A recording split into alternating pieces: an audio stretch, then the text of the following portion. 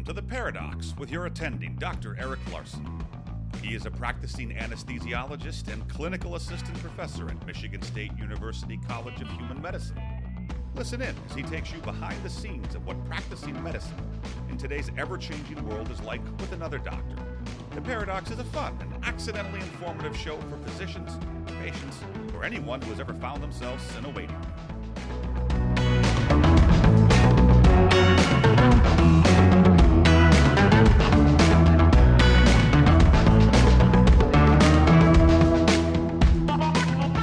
Hey everybody, this is Eric here with definitely the most frequent guest I've had, my friend Dr. David Graham. We went to high school together. He's an infectious disease doc out in Billings, Montana. And he's also the author and the creator of fiphysician.com, where he talks about financial independence for physicians. And at some point we actually need to talk about that. But you know, what has been dominating news for the last 18 months and what I've had you on initially for back in April of 2020, way back in episode 86, is SARS-CoV-2, COVID-19. I try not to talk about it all the time. It's hard not to in the hospital setting. I don't know if it's like that with you, but pretty much that's what anyone wants to talk about, either the virus or, you know, what the rules are going to be and those sorts of things. What's it like out in Billings? Because I mean, in Grand Rapids, that's kind of all we talk about in the hospital. Yeah, well, you guys had the alpha spike, didn't you, there in Michigan? And most of the rest of the country missed out on it, which was funny. But we're in the middle of a delta spike right now. Not quite like it is in the South, but you know, we're up to 40-ish per 100,000, and the hospitals are pretty full. You know, they've quadrupled from where we were at our baseline. So it's delta. It's delta all over. It's COVID all over, Eric. We missed it, didn't we? Right. Yeah. Yeah, it's well, in every one way, right? I mean, at least whether you're talking about the actual virus or just the policy that's left in its wake, right? Even when it's not real active in your community, it is always there because you get the sniffles. Well, now you got to get a COVID test to go back to work or whatever. It's always present at some low level in your life, whether you like it or not, even if you're in medicine or not. Well, when do you think folks are going to figure out that it's never going away? Well, that's funny. So I think let's go back in the Wayback Machine. So I was going to title this show, and I'm going to say we because I was smart enough to have you on and certainly with you, the foundation that you provided with sort of the historical, I guess, evidence for this coronavirus. It's really given a good roadmap of what's going to happen and where we're going. I mean, everything we talked about back in April. So it was April 28th, I think, of 2020 that I had you on, episode 86. All these, of course, will be linked to the show notes at theparadox.com/143. But we talked about this virus and where we thought it was going to go. And it has mapped out almost exactly to what you predicted. I mean, so you wrote a book, which I actually narrated, which I'd highly recommend, the audiobook, if you don't want to read the actual book, if your reading's too tough for you. But it's called From Killer to Common Cold, Herd Protection in the Transitional Phase of COVID-19. You get that at Amazon. There'll be a link for that also in the show notes. But it lays out your vision for what this was going to be. And I mean, I guess, why don't you just go give a little recap where we thought back in April, and then I'll kind of talk about things we got right and wrong, because there were some things we didn't get right. Well, and that's honestly, that's why I wrote the book. You know, way back in April, we kind of knew how this thing would end, but no one was talking about it. No one was talking about what we needed to do now, knowing how this was going to end. And it really has been this, you know, chase around looking at your hands 2 inches from your face over the last 18 months that has been the predominant policy of COVID-19. And, you know, we're chasing after cases when we know we need cases. Okay, people need to get this virus. If they're not going to get vaccinated, they're going to get the virus. So they might as well get the virus now. And oh, by the way, they're going to get it again. So, you know, the whole policy that has been presented of preventing cases is futile, because, you know, what do you get? You get a spike later then, right? So way back from, you remember the Wayback Machine of flattening the curve, right? The whole idea there was to, you know, maintain hospital capacity.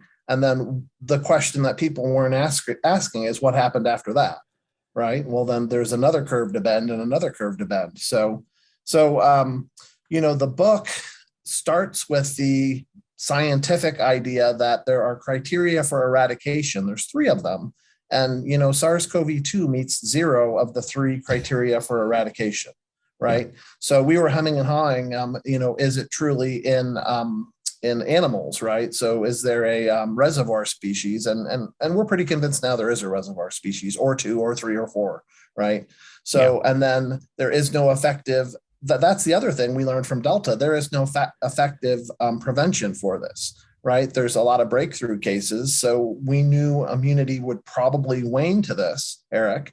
And, lo and behold, both natural immunity and vaccine-induced immunity does wane to it, right?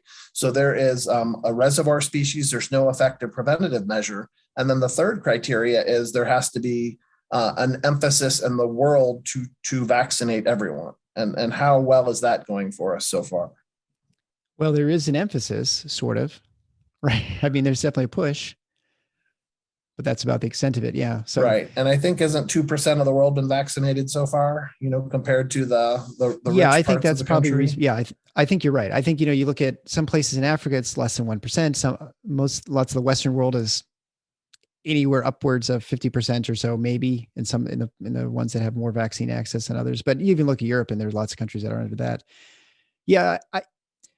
I think and we were talking before we came on, is the most frustrating thing about this for me has been the fact that I feel like back in April, and I don't want to take anything away from us but I mean, I consider myself, I'm not a genius. I don't think you're a genius either. I mean, you're a smart guy and you're reflective, and that's probably the advantage you have, and that you're not forced to sort of make decisions, right? Like you're not a policymaker, which maybe helps in some respects because you can sit back and sort of think about it. And you also don't have a drive to produce papers and academic like studies and things like that. And so I think it gives you the ability to sort of just sit back and think about, really big picture and not worry about it. You're also not an author. Feel like you have to be writing all the time in the sense, I mean, so all those things are people who sort of figure these things out. They all have sort of weaknesses, but I think the fact that, you have some knowledge, obviously, infectious disease, so you're able to look at historically, and it allows you to get a big picture. And what I feel like I'm watching all the time on Twitter and Facebook, and I'm on those in order to kind of get show ideas. And so I feel forced to engage. And of course in the OR I have to, but I feel like there are two camps right now, generally speaking, who are vocal. You have the people who are running around their hair on fire, who look and see a giant forest fire and they don't know what to do. And they just are running in circles, trying to do everything they can. Then you have a smaller proportion of people who have their backs turned to the forest fire and watching these people run around like maniacs and like, you guys are idiots. There's nothing going on. Right. But I feel like, what you need to do is have someone just get on an airplane and kind of look down and like, okay, so there's what we have. Let's figure out what we can and what we can't do. What's reasonable, what's unreasonable. But we don't have we don't have anyone who's sort of like looking at policy in that way. And that's, I think, the greatest detriment. And maybe that's our system or whatever the culture, I don't know, but that seems to be the overriding problem we have with trying to approach COVID for the last 18 months. So whose job is that, Eric? Yeah. Well, I mean, you would expect that someone who is a public health expert, someone who is in charge of the public health response, they're the person you'd expect to be the one to be reflective and say, okay, so this is all that's going on. What can we actually do? What's the historical evidence can we use to guide our decisions? What sort of strategies do we know that work? That's the person you'd lean on in order to, and they would also have, information on the ground. So for instance, like, what's going on in the hospitals and, what are they talking about, clinicians? That's the person who I think policymakers would be they'd be the ones they'd be leaning on. So essentially you're saying it's the CDC's job to do this, but I'm not a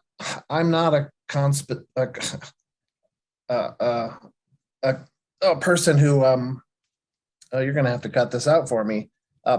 I am not a person that believes that there are conspiracies in the world.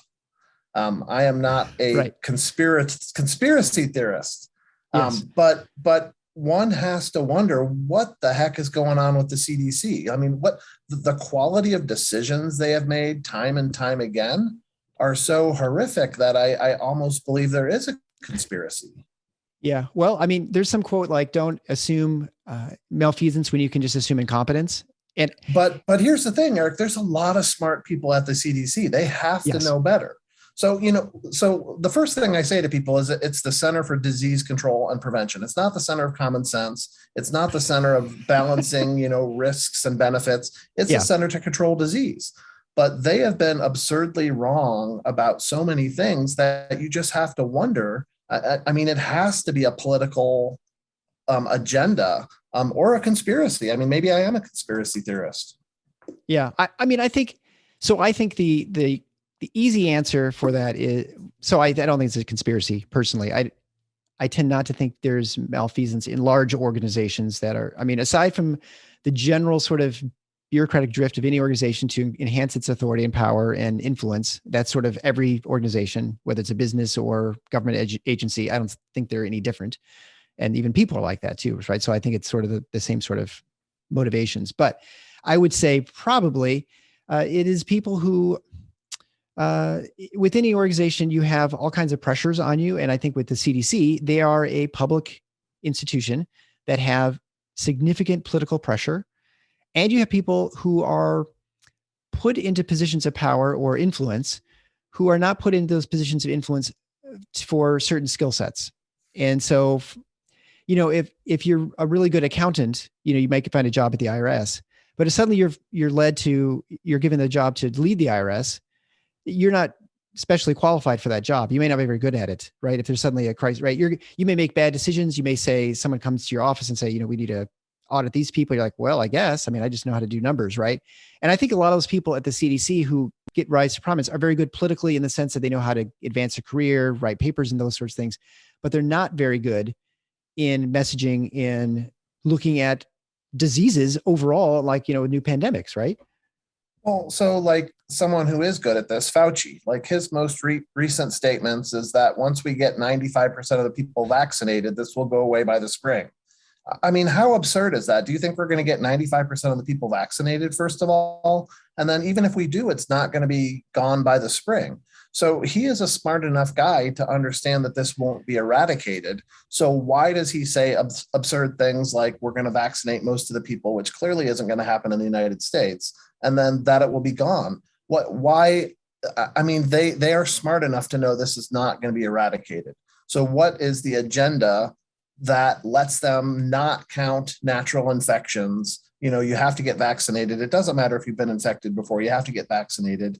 These things that are truly anti-science, let alone the position they're taking on masking. They don't talk about the quality of masks at all. And that's super important. So let's go ahead and give people the wrong message about masking, such that we can get this masquerade, this mask theater of compliance. So, it just blows my mind. And I try not to be critical of the CDC, but I don't know how you can't be.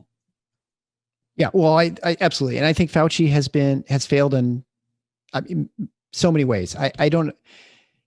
You're right. And that they've been wrong about so much. And I think people will push back and say, well, they're doing the best they can. It's a new pandemic, whatever. And I think those are valid. Like, initially when things happen, no one really knows what's going on. No one knows how SARS-CoV-2 is transmitted. There are all sorts of unknowns.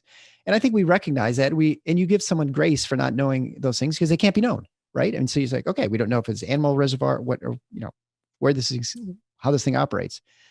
But it was pretty clear by summer. Again, you had written all this stuff down in your book and you had figured out exactly what's going on with SARS-CoV-2. Yep. And it's the 1 year anniversary of my book. So I think this is a good time to look back and look at the things we got wrong too. So I'd be interested in your take and what is wrong in the book. Okay. So I would say most of the things that are wrong are things that are very minor technical points. So for instance, there were no animal reservoirs. Well, at the time you wrote the book, there were no known animal reservoirs. And so when we talk about that, that just means basically that it's possible that this virus goes to an animal species and it can, my goodness. And I think I commented on that. And I said, I hope that these animals were dead end hosts rather than reservoirs. So I think we did know at the time that there were definitely animals getting infected with this. But then the evidence, right. I think the evidence is still pretty poor on transmission. It transmits from minks, but the house cats and zoo cats and stuff like that. I don't know. But frankly, we don't even need a reservoir because, human immunity isn't permanent. So that's why we don't even need a reservoir to make this non-eradicatable. Right. And I think, and to your point, I think that you had made the point, and I think very accurately, that even if there wasn't an animal reservoir, it was so ubiquitous in the world, and it was so contagious, and that was even before these more contagious, Right. varieties, which is what we expected, anticipated to happen anyway. Uh, that it was going to be endemic, which means it's going to be around forever. Now, I think Yeah. we can be totally convinced because we're looking at the state of Michigan here, and 60% of our deer have had SARS-CoV-2, and Seriously. yeah, and right. So, and actually, most of the deer in the Northeast have had that as well. So, we have, and we know mice can have it. It's interesting thought experiment, like how deer get SARS-CoV-2 because they're not ever close to humans. I mean, they get pretty friendly around here, but I suspect that by mice, and mice give it to a deer, and it also obviously shows that there's outdoor spread of this virus, and anyway, it's very interesting, but it just goes to the point that that's the case. All right. The other thing I would say is we thought there was a vaccine was going to be developed. It happened. And I don't remember if you have the time in there, but certainly when we were talking initially, we thought it'd be much longer, and we thought it'd be 1.5 to 2 years before we got a vaccine developed. And we had a vaccine in under a year, basically, that we're putting in people's arms. And so that was something we got wrong. I think it was also far more effective than we initially thought it would be too. I think, we thought they would really struggle to even get 70% efficacy, and it was well over 90%, which is pretty miraculous. I mean, it's quite a technological development. And so that was wrong. And outside, Yeah, let me outside of comment that, on that real quick. Yeah, go ahead, Because please.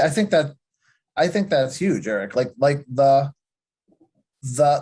amazing efficacy of this vaccination took us all by surprise, because we were thinking this was pre-mRNA, pre-adenovirus technology when, for SARS and for MERS, the vaccines were really crappy.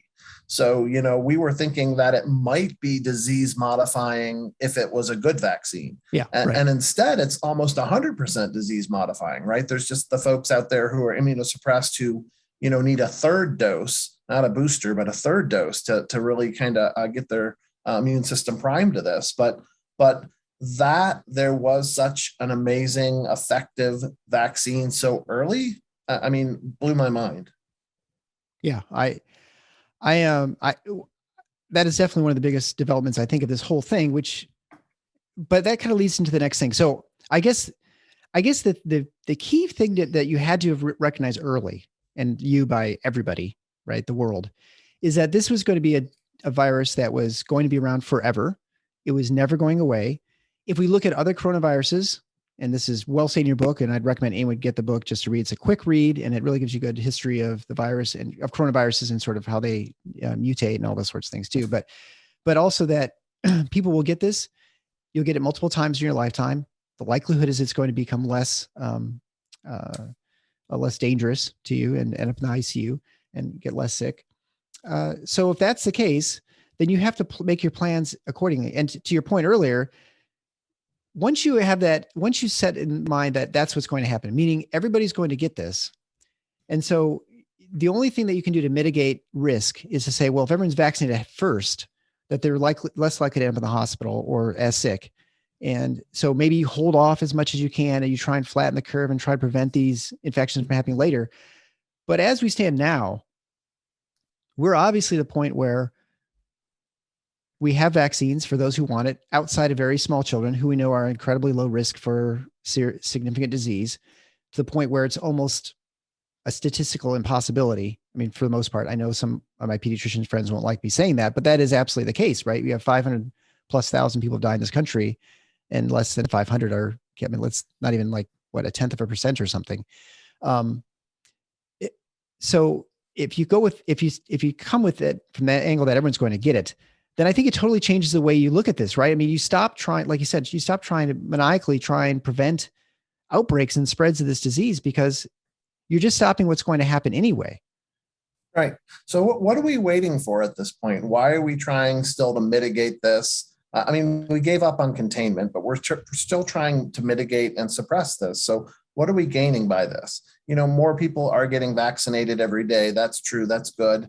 Hopefully by December-ish, we'll have the vaccine for kids 6 and up that choose to get it. So, but frankly, you're right. I don't care how many cases there are, because it doesn't really matter anymore. Certainly when we stress out our healthcare capacity, as we're doing this summer, that's worrisome. But, frankly, my hospital is always at capacity this time of year. We're Mine too. always on divert this time of year. Yeah. And I don't think that story has made it to the popular press, is that there's probably whole states that are on divert during the summer because, hospitals like making money. I don't know if you know that, Eric, but the healthcare system likes making a ton of money. And that means, no open beds, right? Yeah. I mean, hotels would rather have their rooms full than the rooms empty.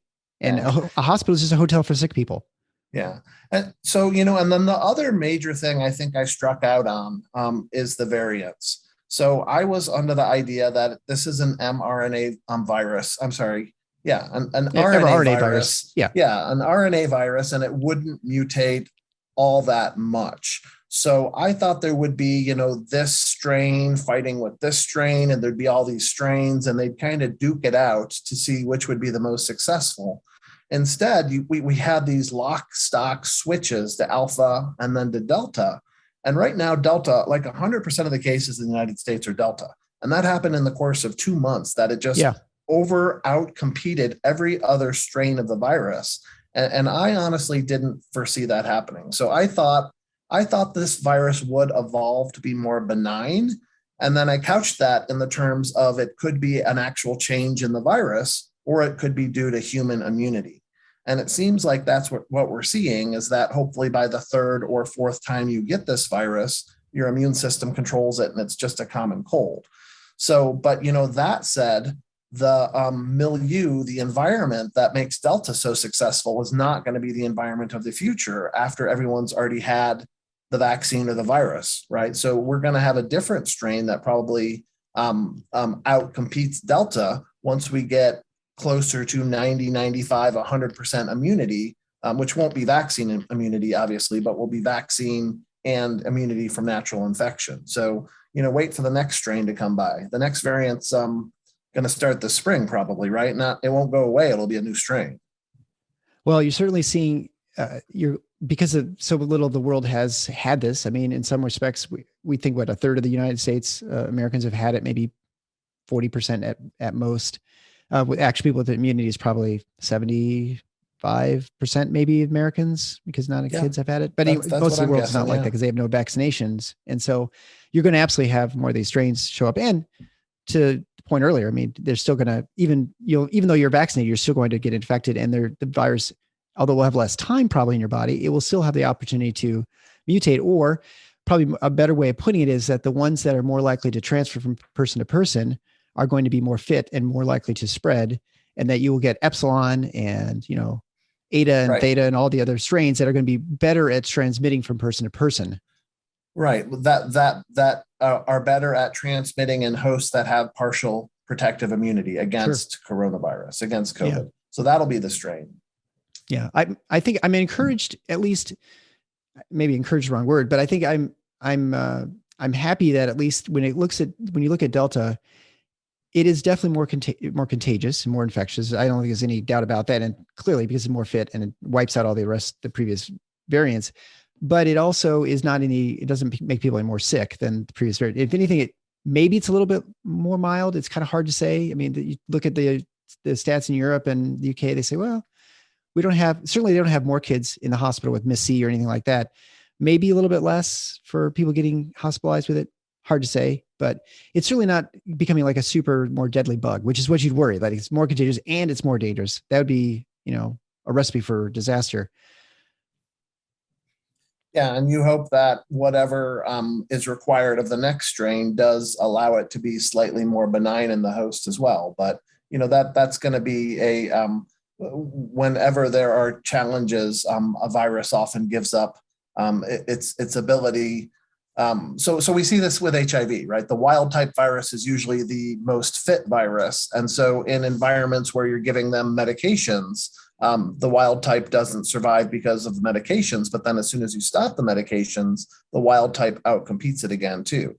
So, we will see with more immune people with immunity out there, we'll see different strains with hopefully different severity to them too, and hopefully less severe. Yeah. Yeah. So I think when you're looking at things right now, I feel like at this point we have to accept the fact that everyone's going to get it. And if everyone's going to get it, we have to just have that policy. And I think this is where there's a disconnect right now in this country. I don't think that the understanding that it's going to happen to you is in any, we'll separate the country into two camps. Those who are like totally obsessed by COVID and think it's like Ebola. And it's, if you get it, your chance to get in the hospital is 50, 60%. It's killing people left and right. And you have people who deny the fact that it's even a problem. I've got a strong immune system. I don't need to worry about this or whatever their story is. And that it's something totally to discount and not even to pay any attention to. And then plenty of people in that camp believe they can just avoid getting it by like avoiding those, whatever situations or places where they think that, it's a conspiracy. It doesn't really exist. But we don't have anyone just saying, hey, we're all going to get it. It's okay. You're almost for sure going to be okay. It'll kind of suck. That's why you should get vaccinated first so that it'll suck a little bit less probably. But that's pretty much like all we can offer. But there's still there are too many people who are in the camp that they can prevent this, to get some immunity level, like you said, with vaccination rate of 99%, 100%, whatever, that it will prevent it from ever spreading and being around. It's going to be like polio where we just wipe it out. It's going to be gone, or measles, mumps, and rubella, right? Those are pretty much beaten viruses. Now, I say beaten, it's because we continue to vaccinate. But if we stop vaccinating, we see that they come back. And so that would be sort of like this, I guess, in some ways. Yeah. And also the vaccines there offer a better chance at more permanent immunity, and immune system doesn't wane as much. So what percent of doctors do you think, Eric, actually understand that everyone's going to get COVID? Well, I can only a very small sampling of people I talk to online or I talk to in the OR and I would say that there is still a minority, isn't it? I think it's a minority. I think it's less than 50%. I think there are people, if there are a number of them who believe that people will get it only because they've just sort of given up hope that we can contain it, because people are doing the wrong thing. They're not masking properly. They're not, distancing, or they're not doing whatever. And that's the reason. Right. That's, our leaders aren't willing to do what it takes to stop it spread or whatever. I mean, there are plenty of those people. If only we could shut down the country again, we'd be able to get rid of it, right? I mean, if we all just died, it'd go away tomorrow, right? I mean, which is true. If I wore a hanky over my nose, it might go away, right? Yeah. So, I mean, I think most physicians don't. And I think this is a part of the problem with just the problem I mentioned at the beginning, where I think people just aren't willing to take a step back and sort of reflect on what, where you're going. And this is the problem. If you don't really have an idea where you're going, or what, where the endpoint is going to be, you can't craft reasonable policy. We're back to the beginning again, aren't we? Yeah. I think when it comes to the vaccine passports, which I think these are a great example of I think bad policy in the sense of this. So we've accepted right now in this country, I think even people who are very big advocates of vaccine, that vaccines don't prevent you from getting infected and potentially spreading to other people. And now they're talking about boosters, or as you'd say, a third dose, however you want to look at it. Well, they're talking about boosters too. Well, right? boosters, third dose is for the immunosuppressed. The boosters are for the people that had an adequate response, but it waned, so that they need a boost. Right. So it's different in theory. Yeah, I guess. Although in some ways you could say, well, you should always have a 3 vaccine schedule. And so it wouldn't technically be considered a booster, but whatever. It's semantics, right? It doesn't matter. But, so I just don't know. I don't know how we get to where we need to go until people accept the fact that you're going to get this. And we have too many people who are just committed to stopping the spread. I mean, our community here, it's a big, huge thing with schools opening, right? And this is not unique to Michigan. This is everywhere, where there's a fanatical move to control and prevent people from getting other people sick from COVID. Like what is the point if you have, for a quarantine for COVID, for instance, what is the point of doing a quarantine in the school? If someone at your classmate got COVID and now, well, Johnny, you're not vaccinated, so you have to stay home for 10 days or something like that because you may have gotten it. It's reasonable, assumption that you've got it. But what does that actually accomplish? It's similar to the vaccine passport. When you have the vaccine, we know it doesn't stop everyone.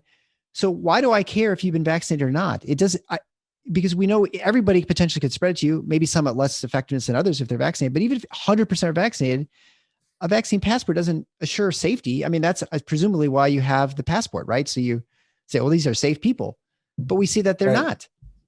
Right. Yeah. And the vaccine passport harkens back to the quality of the recommendations for CDC.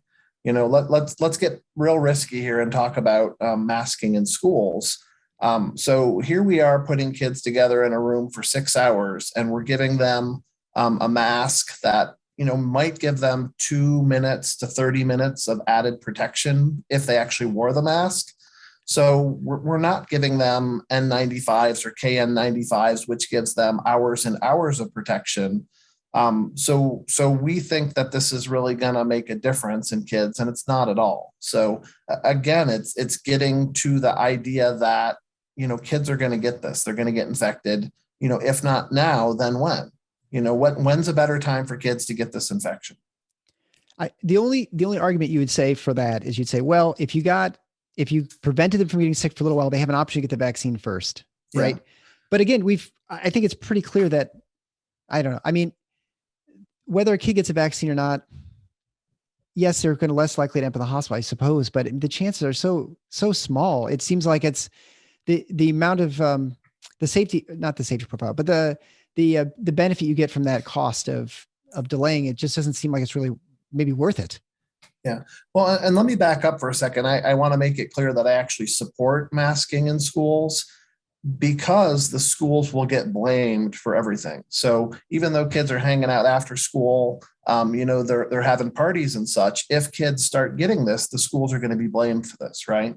So I really think, it's a tough situation schools are in, but you have to have mandatory masking in schools, because otherwise they're going to be blamed. At least this way they can say, well, we did everything we could. We did everything possible. So I feel for people on both sides of this aisle, it's probably not going to make a difference, but we got to do it anyway, right?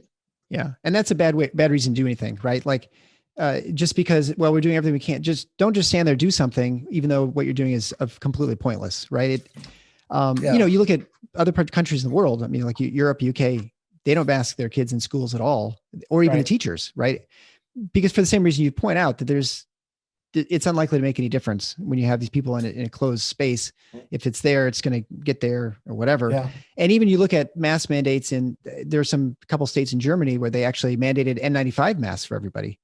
And it made no difference with the spread of the virus within the community. Now, it maybe because people don't know how to wear them, whatever. But if you have a policy, I think it's incumbent on you to recognize it has to encounter the real world. And if it's not going to work in the real world, well, then no matter how brilliant you think it is, it just isn't working. So it doesn't matter. It's a lot of expense and hassle. And there's cost to that. But by not talking about the quality of mask, we're actually hurting people. What we're telling people is we're saying, sure. We're saying, if you are worried about it, then wear a crappy mask. We shouldn't be saying that. We should be saying, if you're worried about it, then take the time to actually wear a quality N95 mask. So then the people that are worried about it could actually take adequate protection of themselves, because the people that aren't going to listen to you and aren't going to mask, it doesn't matter what you say, they're just not going to do it. So I think it's really, this is just my 2 cents, but we've tried it the old fashioned way and it doesn't work. So this is the definition of insanity, right? We keep trying something and it doesn't work. Right. That's like, oh, it's coming back. Let's have another lockdown or mask mandate. And we've seen they don't work. You look at states where they have different policies, and you can argue, well, some are rural and some are urban, and that's true. But in general, there's no difference. You look regionally and in timing, or you can't make any sort of correlation. And people who try and imagine that these are effective measures, I don't know what they're looking at. I know these are epidemiologists. They're not, for one thing, they're not physicians. So they're not treating patients. These are MPHs or, maybe PhDs, not taking anything away from them because they know statistics way better than I do and sort of modeling. But I don't know how you can look at this. I've talked to a number of epidemiologists, and they're sort of like, it's crazy. They don't know why people think that these measures work. And if you look at the masks, to your point, with bad masks, it doesn't make any scientific sense that they would work either. So there's no reason to look at and say, well, this is a good, effective measure. And to put them on just so that you provide political cover for the schools, which is kind of your argument, that you don't want schools to be blamed for something that they're not at fault of. They're at fault of the fact that kids are gathered there, but it's not their fault that kids gather there, because that's sort of what they do. But it's nothing because that they're doing wrong. It's just the fact that that's just, human interactions, right? Yeah. This is why I call it mask theater. It's about compliance. It's not about effectiveness. And then getting back to your point about vaccination in kids, that's also a tough issue. So, I mean, I know you got young kids, Eric. Are you vaccinating them? So my kids aren't that young in the sense that I'd say I've got a 19-year-old and she got vaccinated because she had never had SARS-CoV-2. We have a 15-year-old and he wanted to get vaccinated. And my wife is an advocate for vaccines in general as a pediatrician. So it seemed very reasonable. And so he got vaccinated. We have actually another kid in our house who's immunocompromised. He had a solid organ transplant. And so he's also had a third dose. And the nature of our family in the sense, we're just kind of introverted people. So we're not social butterflies. And so I think, if anyone's going to last a long time without getting SARS-CoV-2, it'd be someone like us because we just aren't out and about, but we do, our foster son goes to work and stuff. And so he's around people and, you can't not be around people, but that's why we managed to not have it before we got vaccinated. I mean, so none of us have had it that I'm aware of. And so anyway, I mean, at some point I'll get it, I'm sure. But so that's our standpoint. And if I had an 8-year-old, I'm not sure. I mean, my guess is with my wife, we probably would vaccinate the child, but I don't know that I would feel that strongly about it. I don't know. Yeah. Yeah. I got a 6-year-old. Yeah. And the 6-year-old, he's old enough that we can ask him, do you want to get the vaccine for the virus? And he knows what a shot is. He hates shots and he wants to get this vaccine. So I'm happy to do that. And then, I got 3-year-old twins and boy, if there was a vaccine available for 3-year-olds, that would take a lot of thinking, wouldn't it? So, because it is a benign illness, it's an illness that essentially doesn't really affect very young children. And, that could be my chapter on the black box. Why do kids of a certain age just not get coronavirus? It's not even COVID, but coronaviruses in general. So, and I don't know that we really understand that yet, that there is some sort of inherent non-susceptibility that kids have towards coronaviruses in general. And that would be fascinating to understand. It's deeper than just maternal antibodies, IgG transplacental and IgA via the breast milk. It's somewhere between 6 months and 2 years of age. There's just a paucity of cases. So, why is that? What explains that? So I think that's another fascinating thing that we haven't really figured out yet. Yeah. I mean, my wife would say, well, she's definitely seen babies now with SARS-CoV-2 positive swabs, and she's seen kids, and her opinion, anecdotally, of course, is that Delta has changed things in the sense that more kids are symptomatic and she's seen more infections. Is it because we're testing more? Is it because kids are a little more symptomatic with this variant? Hard to say. I know people have postulated that with the decreased amount of ACE receptors they have, that perhaps that makes them a little bit less susceptible to this virus, which relies on that to gain access to your cells. I don't know. Yeah, or is it just a denominator issue? Kids get sick, say 1 out of 10,000 times. If you only have 10,000 cases, you're going to have one kid sick. But with Delta, you have 100,000 cases, so you got 10 kids sick. So it's just the number of cases we're seeing is why we're seeing more cases of pediatric COVID, which we need to be explicit, Eric. It happens, right? Kids die from this. They get MIS-C. But again, that's going to happen now. It's going to happen a year from now. So if we're not going to vaccinate these kids, then they might as well just get it. Yeah. Well, and as we're recording this, it's August 25th, the FDA just approved the vaccine for over 15. So I think it's like for 16 and above, it's authorized, the Pfizer vaccine. They still extended the EUA for the 12 to 15-year-olds. So that's not been approved technically. Right. And then they wanted to double the research participants in the 6 to 12-year-old group. So why did the FDA go back and ask Pfizer and Moderna to double the size of those groups? I mean, I have my theories. And I mean, I guess, so when I saw that they were asking to double the sample size, that was, I think, late last week. My assumption was, well, it's one of two things. One is they didn't see efficacy. So they found that perhaps the groups were not in areas where high COVID. If that was the case, then maybe they didn't see enough difference between kids who were vaccinated versus kids who weren't. That was possible. I thought that was less likely. My assumption is that they found that there was 1 or 2 adverse events that they were concerned about, particularly myocarditis, and that they had a kid or 2, maybe 3, I don't know, who got myocarditis, and so they're questioning the dosing perhaps, or the timing of doses. and they wanted to get a larger sample size to make sure that this was not something that was more prevalent. Because it's always the tricky thing with any sort of study, as you know, is if you have a small number and get a rare event, well, is it a rare event or was it something that's common now with this? And if you want to do a study to say, what's the likelihood of getting some super rare event, you may have to find 1 million people in order to get, the two. And maybe, you did a sample of 2,000 and you got those two people in that sample of 2,000, maybe it was a 1 in a million thing, or maybe it really is more common, right? You just need to have larger sample size to make sure it doesn't repeat. I mean, that's my assumption. And also my other evidence for that, before I let you respond, is that the AAP, the American Academy of Pediatrics, is very much pro-vaccine, obviously.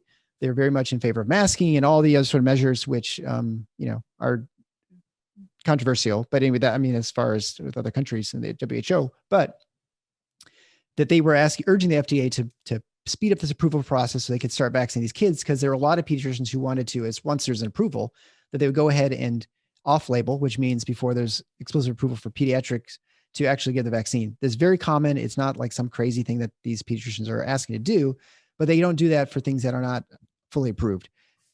And so a lot of people, it's very common for medicines. It's not common for vaccines to do that. Yeah. My wife said they have done it for some vaccines, that it has happened, and I can't remember which one, but she said it has happened. And, but anyway, the interesting thing is that as soon as the FDA said we're increasing the sample size and the order saying that we're approving the vaccine, that the AAP came up very quickly with a statement saying they do not advise any of their pediatricians to do off-label use of this vaccine, which means, in my opinion, that they were told by the FDA that the reason they're expanding the sample size is because there is some sort of reaction. Now, it doesn't mean these vaccines are dangerous. People don't like take all this out of context, but it's entirely possible they saw some reactions and they were a little concerned, and they want to make sure that they're more comfortable with an approval if they come up with one. And the last thing you want to do is say, yep, go ahead, when you maybe have some concerns, and then the AAP just goes ahead, blasts ahead and tells other pediatricians to give it. You give a bunch of it, and then you have some problems, because there have been vaccines that have caused problems. Rotavirus was the most recent one where it caused intussusception in infants, which can be, can kill kids and causes, bowel problems. And so surgeries. And so anyway, that's my guess for what's going on, but also that it's not going to be publicized, because they also don't want people to freak out, because we are in that environment where before you've got your results, you want to make sure you got everything together before you release them, because otherwise people are just going to freak out, and then it'd be really hard to convince people to take the vaccine. And then I wonder, are they still doing like a 3 to 4 week interval between the shots? Because that made sense perhaps early on when we were just trying to jab the vaccine in as many arms as possible. But, from a science standpoint, only waiting 3 to 4 weeks between doses doesn't make sense. Yeah, no, I agree. And I think there are multiple questions right there. I think my guess is it's because there's an adverse event, but it could be that they're looking at different dosing regimens, like, spacing apart. And then I think probably the actual size of the dosing. I mean, that'd be my guess, but probably it's because there's an adverse event more than anything. And maybe they're also maybe they have a couple of different arms with different timing, because now at this point you can get them, as frequently as you want. Before we go, I want to ask you one more question. And since you're infectious disease, I'm sure you've been asked a few times about COVID in the last year and a half. When it comes to treatment, there are lots of people. I've not had anyone on to talk about outpatient therapy and or inpatient therapy, really, partly because I'm not that interested in it, because it's just not what I do. It's not my wheelhouse. And I don't think it's particularly interesting for most people who listen to the show, who are just kind of looking at general information. We've definitely had studies about dexamethasone. We've got ideas in ventilation strategies, but there are a lot of people purporting to have outpatient therapies, ivermectin, hydroxychloroquine, whatever it might be. I guess I did an episode on vitamin D, but I think it's a little bit different. That's sort of general health and not just specifically COVID. I think it's interesting, and I don't think we came up with significant, proposals for what you should do. But when it comes to outpatient therapy, what are you doing? What do you suggest? What's the literature say at this point? Or do you think these people are kind of cranks, which is kind of what I feel like, that they are sort of, if I say, well, I treat 10,000 people for COVID and not a single one ended up in the hospital, like, well, maybe they're all like 40 years old. And then I could treat 100,000, 10,000 people with a glass of lemonade and I cured them all from COVID. I kept them out of the hospital. Yeah. Yeah. And there's a lot of issues to unpack there. One of my more favorite stories in the recent time is a doctor brought me this meta-analysis from, a semi-respectable journal, but it was on ivermectin. And, they have the error bars, and like literally every study they reviewed was way past the error bars showing the effectiveness of ivermectin, for prevention and the inpatient and the, outpatient and the ventilated. And, when have you ever seen a meta-analysis that looked like that? Never. That's not how studies work, that everyone would support just massive use of ivermectin. So, was that study recalled? I can't even remember, but there is no effective outpatient medicine for COVID. And I think that's going to be the way it is. So, even like for the common cold, I think we've had one medicine approved, maybe pleconazole historically. But the problem is with these respiratory viruses, the cure is worse than the disease, right?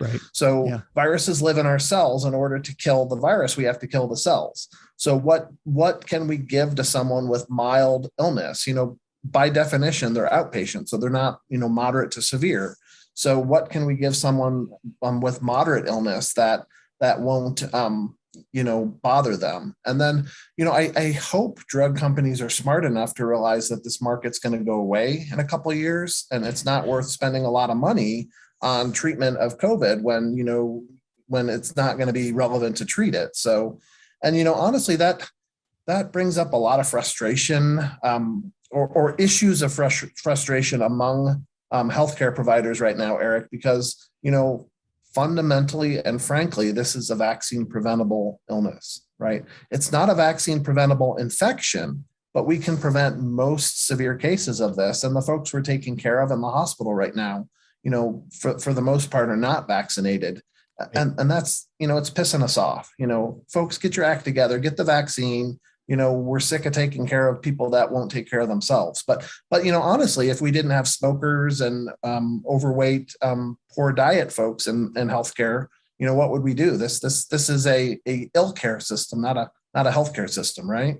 Yeah. Oh, no question. I've talked to Dr. Jason Fung, and he points out with obesity, for instance, and then the insulin resistance that probably contributes to a lot of our cancer, right? So like oncologists are in business because people are just too heavy, and those, all these other problems. And so I understand physicians and nurses' frustration with people who come in who don't take precautions like, get vaccinated when it would help. Recognizing though, too, that people are always making decisions that you may not agree with and it may not be good to their health. Yes. And the argument like, well, it's contagious and they can get other people sick. Yes. Except the fact that everybody's going to get this, right? Like if there's some chance of them, because they're not vaccinated, they're going to spread to people who ordinarily would have gotten sick because they would have made it through this pandemic without getting COVID. Well, we just know that's, I don't know how you can look around the environment right now and figure out that that's not where we're going to end up. I don't understand. It's the same reason I have the same frustration with the passport system. I just don't understand the point of it because I don't know what you're trying to accomplish. And I think there's so many measures we do that you could be a conspiracy theorist and say, well, it's because they want control. They want to be able to control your movements. But it causes so much inequity and causes so much rancor. And when it'd be simpler just to say, hey, you're all going to get this. You're probably going to be okay. You're going to feel terrible for a while. You might lose your sense of smell. Get vaccinated. That seems like it would have been a much more effective message than just this total hysteria that's been going on for the last year and a half. I can't handle it sometimes because it's just like people just not making any sense, and people who know better, like you said, the CDC, et cetera. So here, let's leave it at this. Get your third vaccine and then just forget COVID even exists in this world. How about that? Move on. I can't, because you know why? I got to wear a mask every time I walk around the hospital. Right. And it's, people laugh and they say, well, you wear a mask all the time in the hospital. And yes, it is absolutely true. I wear a mask in the OR, and no, I don't wear a mask in the OR to prevent myself from getting aerosolized viruses. I wear a mask in the OR because I don't get splattered with body blood fluid. Right. Or maybe that I cough or sneeze on the patient. That's the only infection control that we've got going on in the hospital. It's the only thing that makes any sense. Someone had TB coming to the OR. I'm not like, well, I got a surgical mask on, I'm totally safe, right? You'd say, yeah, you got to have an N95 or something like that. but I don't, not seeing faces. There are two things. One is I don't know what anyone looks like. And it's kind of funny, except it's been now a year and a half, and I've had a number of new physicians who work with my group. I've never actually seen them. I've never seen new nurses. Right. And to not see someone's face, that's actually a real thing. Like that's part of being human is actually seeing the full human. I mean, I don't see them naked, obviously, but just like their face. And so you don't really, it does not have the same social interaction, right? And so that is a cost of living that is not, especially with one that is accomplishing nothing, that's why if it was actually doing something, I'd be okay with it. And the other part is I think having people wearing masks all the time contributes to a level of hysteria or anxiety. Maybe anxiety is a better word, a level of anxiety and fear that is within a community. And then because they know something's wrong, something's up, someone's potentially a danger or a threat to them when they're not, right? I mean, yes, we all carry all kinds of things in our bodies that can get people sick. But we've decided as a species that we are worth far more to each other together than we are apart, right? I mean, that is the nature of humanity. And to take that away from people, I think is, it is unhealthy. And I think I would even say immoral. I mean, I think it's, unethical unless you feel like you're doing something that is going to significantly change the course of where we're going to end up. That I think it is too high a cost to pay. And that's why I think of in schools, I think it's really a travesty because you have these kids living in fear and anxiety. My wife sees it all the time in a peds practice. I mean, she'd say, well, their kids have anxiety all the time too. And that's true. But I think that is a cost that is hard to put a price tag on it or whatever, but that is real. And if we're not actually is it worth it? And I would say it is absolutely not, because we need each other more than we are better apart. So in my book, I made the prediction that healthcare workers would be wearing N95 masks for the rest of my career. So I'm wrong about that N95 part, but do you think you're going to wear a mask for the rest of your career? And maybe that's why you need to retire with me come April 1st, 2022, Eric. I would say if I'm forced to wear a mask forever, I will probably retire. I mean, to not ever see anyone ever again, it's, it's as long as you feel like it's temporary. I really think that my feeling is at some point we're going to recognize that we're going to have this, that everyone's going to get it. There's nothing you can do, and just accept the fact that people are going to get it. I cannot imagine that we're going to be testing pre-surgically COVID-19 statuses for the next 20 years.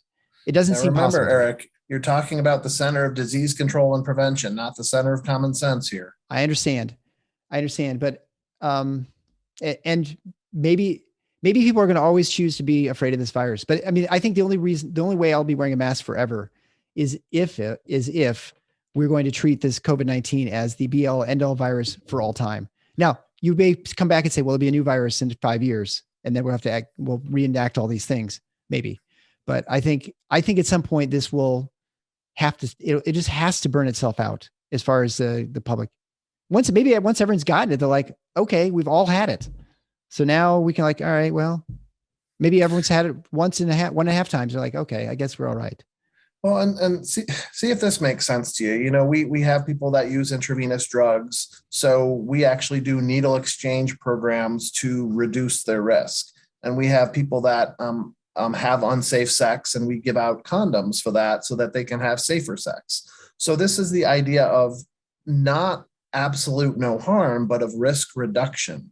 And I need and want the CDC to get to the point where they treat us as adults and allow us to reduce our risk appropriately. Not that I'm planning on having unsafe sex or intravenous drug use, but if I don't want to wear a damn mask, I'm not going to wear a damn mask. I understand the risks.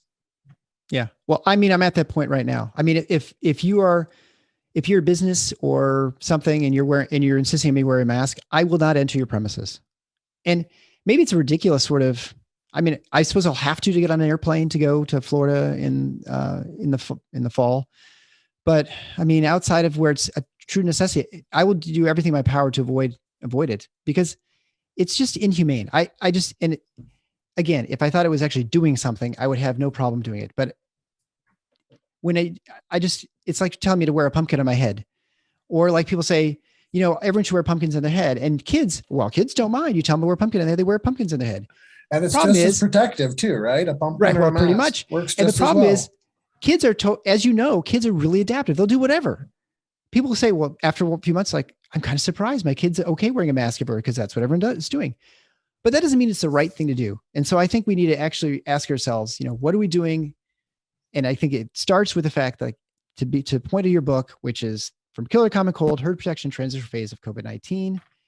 The point of that book is it's going to be endemic. We're all going to get it. We're going to get it multiple times, depending how long you're going to be on this, spinning planet. And so we just need to understand that and not live in fear. And you and I knew that 18 months ago. Hopefully the CDC will figure it out at some point.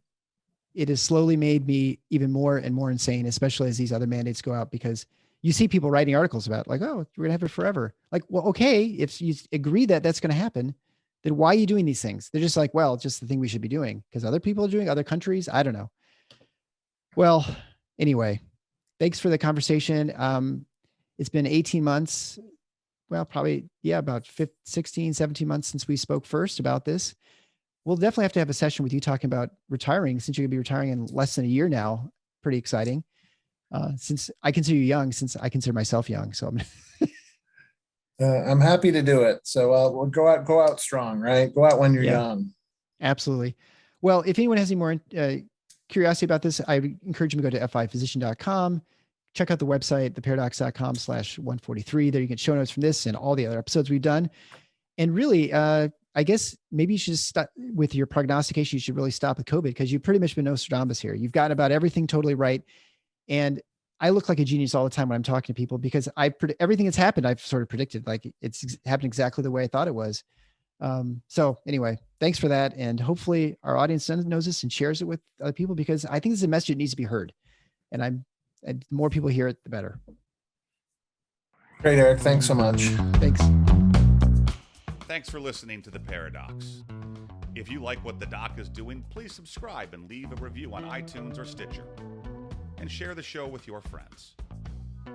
Become a supporting listener to get access to special bonuses at patreon.com/theparadox. Show notes can be found at theparadox.com.